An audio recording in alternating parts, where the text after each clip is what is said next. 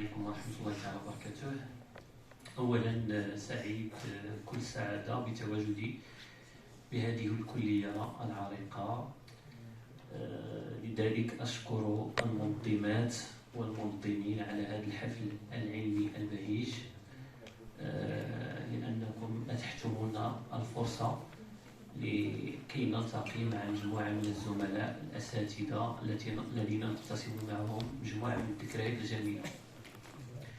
إذا مداخلتي va porter sur une thématique qui peut paraître étrange étant donné que j'ai choisi de travailler, de présenter, de partager avec vous. Il s'agit d'un retour d'expérience.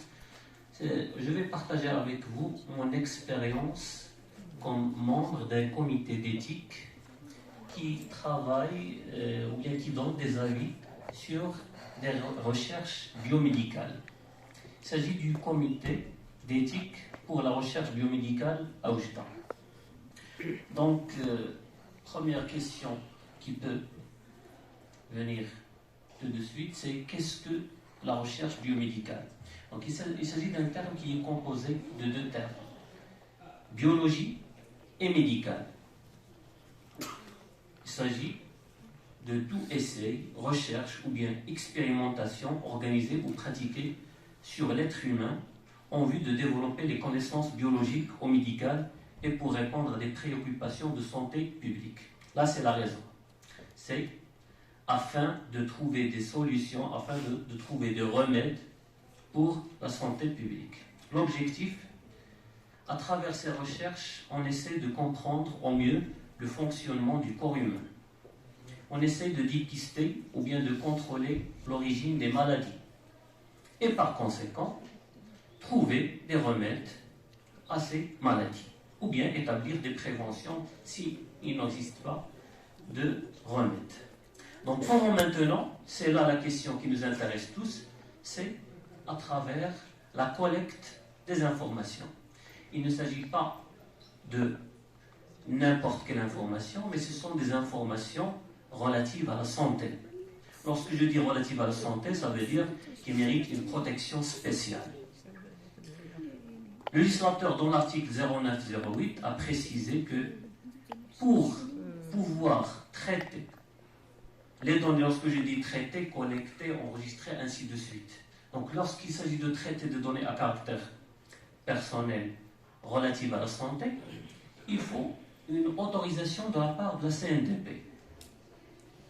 Donc, nous, notre travail consiste justement à veiller à ce que ces personnes s'engagent à travers des documents qu'ils signent pour demander auprès de la CNDP des autorisations afin de pouvoir traiter ces informations relatives à la santé. Donc il existe deux variantes des recherches biomédicales. Des recherches interventionnelles dans lesquelles on intervient sur l'être humain. Parfois, on implante des dispositifs médicaux dans le corps de la personne. Parfois, on prélève des échantillons du sang de la personne. Et parfois, ce sont des recherches biomédicales non interventionnelles ou bien on peut les qualifier d'observationnelles. Donc ici, on se contente de collecter des informations relatives à la santé. Donc le contexte. Il faut savoir que la recherche biomédicale fait l'objet, ces dernières années, d'une compétition internationale intense, surtout dans ce contexte dans cette période très difficile que nous avons tous vécue. Il s'agit de Covid-19. Donc, tout le monde, toutes les sociétés, les grandes sociétés se sont précipitées pour trouver des remèdes, pour trouver ce vaccin. Mais pour ce faire, ils ont dû recourir à plusieurs collectes d'informations relatives à la santé. Donc, l'investissement dans ce domaine impacte positivement les pays sur les plans sanitaires, économiques et sociaux.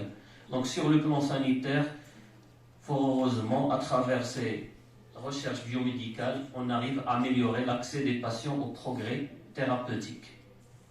On essaie d'élever la qualité des soins. Côté économique, on a assisté à la création de plusieurs sociétés prestataires de services qui peuvent gagner beaucoup d'argent à travers ce genre d'investissement. Et enfin, le renforcement de l'employabilité hautement qualifiée. Là, c'est le contexte. Maintenant, quelle est la problématique? Si le droit à l'information, si nous sommes enclins à collecter des informations relatives à la santé pour trouver des remèdes, comment maintenant concilier entre cette nécessité de collecter ces informations pour pouvoir les exploiter dans des recherches médicales et protéger les droits des participants, notamment protéger les données à caractère personnel des personnes physiques. Il en découle une autre question. Quelle modalité pour recueillir le consentement de la personne? Tout à l'heure, notre cher professeur Amrani a insisté sur le rôle du consentement. Il faut avoir un consentement éclairé, libre de la personne si on veut exploiter ces données à caractère personnel. Et par conséquent, quelles sont les garanties pour la protection des données recueillies? Donc il s'agit en somme de s'attarder sur toutes les exigences d'une rigueur méthodologique et scientifique qui doit être associée à une qualité garantissant la pertinence, la robustesse et l'intégrité de ces données. Le cadre réglementaire actuel,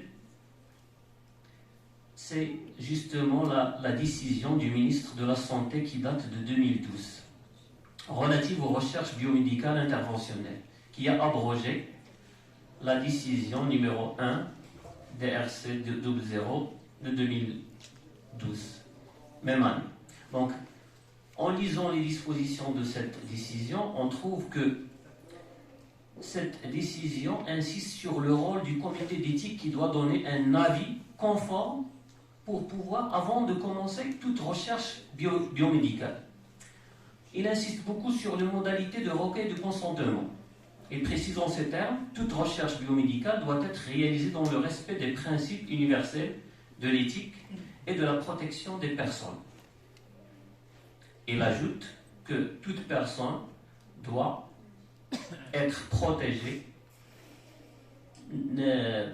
principalement pour toutes les données qui sont relatives à sa vie privée et à son intégrité physique et morale. Concernant le cadre légal maintenant, j'ai mis entre deux parenthèses, il est en attente. En attente, pourquoi? Tout simplement parce que les textes d'application ne sont pas tous publiés. Certes, il y a un décret d'application de la loi 28/13, mais ce texte d'application ne complète pas tout l'arsenal réglementaire pour pouvoir appliquer les dispositions de la loi 88/13. Donc cette loi, il faut préciser qu'il s'applique seulement aux recherches biomédicales interventionnelles. Tout à l'heure, j'ai distingué entre recherche biomédicale interventionnelle et non interventionnelle ou bien observationnelle. L'article 3 de cette loi précise ou bien insiste sur la protection des droits des personnes participantes. Il faut recueillir le consentement éclairé, libre et express. Lorsque je dis éclairé, ça veut dire la personne qui doit participer doit avoir toutes les informations qui concernent la recherche biomédicale dans laquelle il va participer, pour laquelle il va donner des informations peut-être sans peut-être il va implanter un dispositif médical dans son corps, donc afin de donner son consentement. La volontariat, le caractère non commercial du corps humain, le respect de la vie, la santé, la dignité, l'intimité, l'intégrité physique et le respect des règles de bonne pratique clinique. L'article 7, quant à elle, insiste sur le rôle de la déontologie. Lorsque je dis déontologie, ça renvoie vers l'éthique, même s'il existe une nuance entre les deux termes. L'article 8, quant à lui, précise qu'il faut respecter la vie privée et la confidentialité des données. L'article 17, quant à lui, précise qu'il faut créer des comités régionaux pour examiner les projets de recherche biomédicale et pour donner un avis éthique. Donc ces comités régionaux n'ont pas encore été installés. Voilà pourquoi, jusqu'à maintenant, le rôle du comité d'éthique tel que celle de Oujda, le cerveau dont je vais présenter la mission tout de suite, a un rôle, maintenant cette institution a un rôle très important pour juger, pour pouvoir évaluer la conformité des projets présentés à la loi et aux conventions internationales. Donc, je viens de dire que pour appliquer la loi 28/13, il a fallu mettre en place un décret d'application qui a vu le jour le 16/4/2021 dans sa version arabe. Ce décret insiste encore une fois sur le consentement de la personne qui va participer aux recherches biomédicales. S'il s'agit d'une personne qui ne connaît pas la langue dans laquelle sont présentées les informations relatives à cette recherche, on doit nécessairement faire appel à un interprète. Il faut présenter à cette personne un document écrit contenant toutes les informations. Il faut lui accorder en plus un délai de réflexion qui est de 48 heures comme un minimum. Tout changement dans le protocole qui a été présenté au comité d'éthique, s'il subit un changement, doit une nouvelle fois être présenté pour une nouvelle approbation. Tout document, le document remis au candidat, un document de désistement doit être remis au candidat si jamais il décide de se retirer de cette recherche biomédicale. Et ce cadre, déjà. Donc ce cadre réglementaire insiste sur la création de 5 comités. Une à Oujda, une à Fès, une à Marrakech, une à Casablanca et la dernière à Marrakech. Donc ces comités régionaux vont par la suite jouer le rôle du comité d'éthique. Donc pour ce qui est du cadre international, on a la déclaration de Helsinki sur laquelle on se base beaucoup parce qu'il insiste sur le rôle de cet avis donné par les comités d'éthique. L'article 13 et 14 du RGPD qui a été présenté tout à l'heure par le cher professeur. Donc quels sont ces caractères éthiques sur lesquels on insiste? Donc toute recherche biomédicale doit présenter 7 critères. D'abord la valeur, la validité scientifique, la sélection convenable des sujets, il ne doit pas y avoir une discrimination, le rapport risque-bénéfice favorable, la procédure d'évaluation indépendante, le consentement individuel et le respect des sujets recrutés. Donc cette éthique à travers le cerveau consiste en quoi? Donc il faut préciser d'abord qu'il s'agit d'une structure indépendante et pluridisciplinaire. Lorsque je dis indépendante, ça veut dire qu'il prend des décisions en toute indépendance. Personne ni institution n'influence les décisions de ce comité d'éthique. Il siège à la faculté de médecine et de la pharmacie, à l'UMP à Oujda. Sa mission, évaluer les projets de recherche impliquant des êtres humains déposés par les porteurs de projets affiliés ou non à la faculté de médecine et de pharmacie. L'objectif, c'est aider les chercheurs à établir un protocole éthique de leur recherche. Voilà pourquoi on leur présente les modalités d'établir un protocole conforme à ce que prescrit la législation. Le rôle, donner un avis indépendant. Donc les délibérations éthiques se font en toute indépendance et dans la grande confidentialité. On est tenu par la confidentialité concernant les projets présentés. Donc les considérations éthiques sont les suivantes. Dispositions prises pour le recueil de consentement, qui, comment, risque potentiel encouru pour le participant, les avantages potentiels tirés, la confidentialité et préservation des informations et la sécurité du matériel biologique lorsqu'il en est. On demande plusieurs documents. Une lettre d'information rédigée en arabe et en français, ça veut dire dans la langue usuelle du candidat, une fiche de consentement éclairée, une attestation d'accord de l'investigateur principal de mener l'étude, un engagement de codage des données des participants, et là c'était une information très importante, donc on insiste sur le codage des informations. Personne ne doit savoir de quelle information est liée à quelle personne. Seul l'investigateur est en droit de connaître de qui il s'agit. Donc un engagement de soumettre une demande à la CNDP pour obtenir l'autorisation d'exploiter ces données et le CV des investigateurs. Donc quelles sont les sanctions qu'on peut prendre? on peut suspendre le projet de recherche si ce projet ne remplit pas les conditions imposées par le comité d'éthique. On peut suspendre l'ensemble des recherches liées. D'accord. Donc je vais passer les sanctions pour arriver au résultat. Là, c'est quelque chose de très important. Donc l'expérimentation, nous avons constaté que l'expérimentation est utile aux pauvres, étant donné que la plupart des recherches portent sur des candidats qui prennent des soins dans des CHU ou bien dans des hôpitaux publics. Les personnes qui ont l'habitude de prendre des soins dans des cliniques privées ne sont jamais susceptibles d'être soi-disant des cobayes pour ce genre d'expérimentation.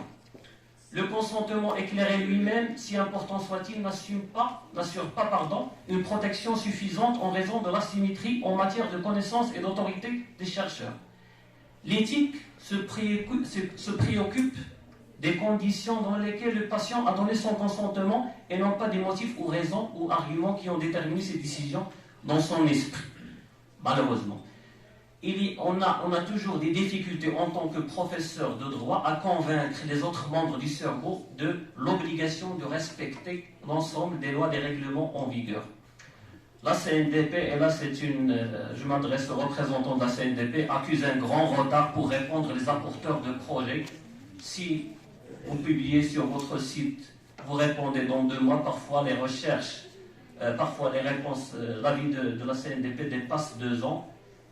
Ce qu'on constate, c'est que ces apporteurs de projets commencent déjà leurs recherches sans attendre l'avis de la CNDP. Donc, et là, j'aimerais bien avoir des explications de la part du représentant de la CNDP. Donc voilà, j'ai plusieurs recommandations à adresser.